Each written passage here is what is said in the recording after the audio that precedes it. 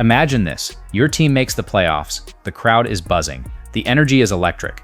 But your star player, the one everyone's been waiting for, isn't on the court, and the whole world is asking why.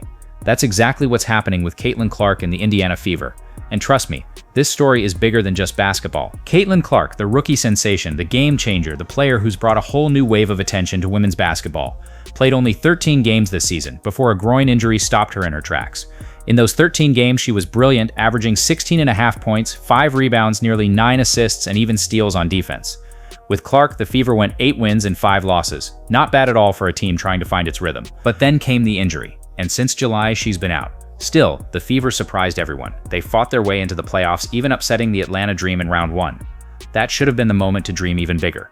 Fans started asking, could Caitlin come back for the playoffs? And that's where things got heated. Enter Skip Bayless. Yes, Skip, the loud voice of sports talk. He's a huge Caitlin Clark supporter, but his recent comments, they made absolutely no sense. Skip said, look, I've had groin pulls, I've had hamstrings, 2 months of rest and you should be good to go. He even suggested Clark should just play a few minutes a night, 10 minutes, 15 minutes, because in his words, she's Caitlin Clark. Sounds dramatic, right? But here's the thing, Skip completely missed the point, because Caitlin Clark can't play in the playoffs.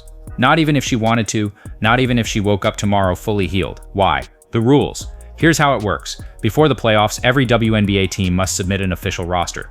The Fever, knowing Clark was out, left her off that list. That allowed them to use a playoff. Every WNBA team must submit an official roster. The Fever, knowing Clark was out, left her off that list. That allowed them to use a hardship player spot, basically an emergency extra player while others were injured.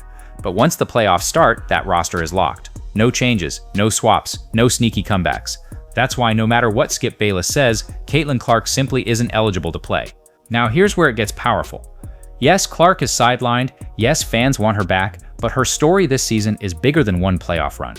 She's already shown the world the impact one young player can make, filling arenas, smashing TV ratings, and inspiring a whole new generation of girls to pick up a basketball. And here's the surprise, sometimes the most inspiring thing an athlete can do is not play.